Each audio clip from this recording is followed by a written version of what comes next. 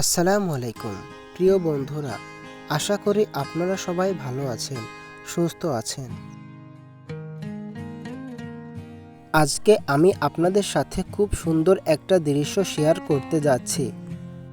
দেখুন, আমাদের এই আম গাছটিতে ছোট ছোট আমের গুটি চলে এসেছে। এই মুহূর্তটা সত্যি অনেক আনন্দের, বিশেষ করে যারা গাছকে ভালোবাসেন বা নিজের হাতে গাছ লাগান, তাদের জন্য এটা এক অন্য রকম অনুভূতি।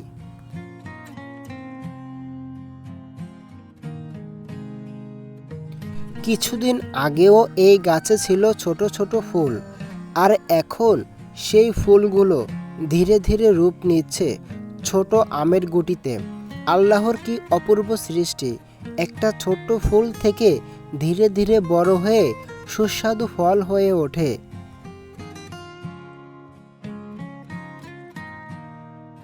বন্ধুরা, এই সময়টা খুবই গুরুত্বপূর্ণ, কারণ এই ছোট গুটিগুলো ঠিক মতো বড় হতে হলে গাছের সঠিক যত্ন নেওয়া প্রয়োজন।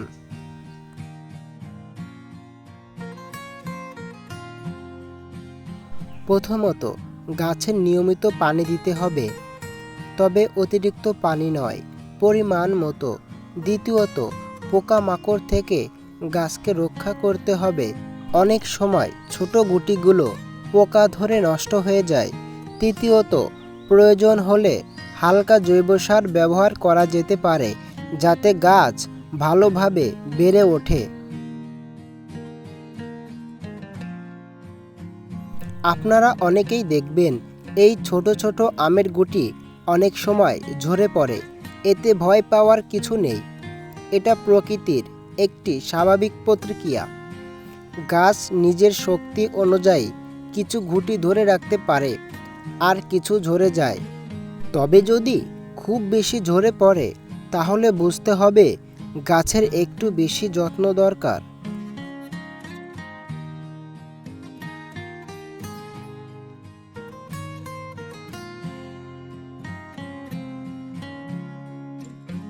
এই ছোট্ট গুটিগুলোই একদিন অনেক বড় হয়ে আমাদের প্রিয় আমে পরিণত হবে। আমরা সবাই জানি, আম আমাদের দেশের একটি জনপ্রিয় ফল। গরমের দিনে একটি পাকা মিষ্টি আম খাওয়ার আনন্দটাই আলাদা।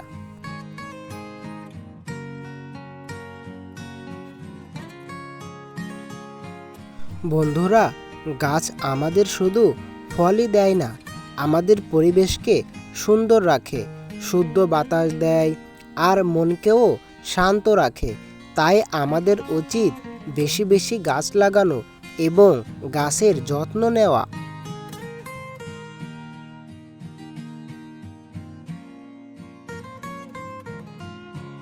এই ছোট্ট আমের গুটিগুলো দেখে আমাদের জীবনের একটা বড় শিক্ষা পাওয়া।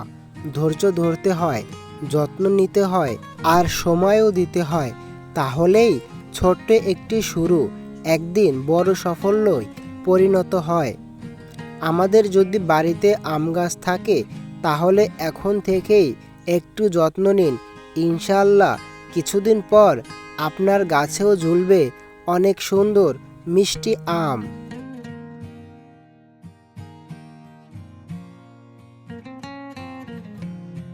আপনাদের এলাকায় কি আম গাছে গুটি এসেছে? কমেন্টে জানাতে ভুলবেন না। আপনাদের মতামত শুনতে আমার খুব ভালো লাগে।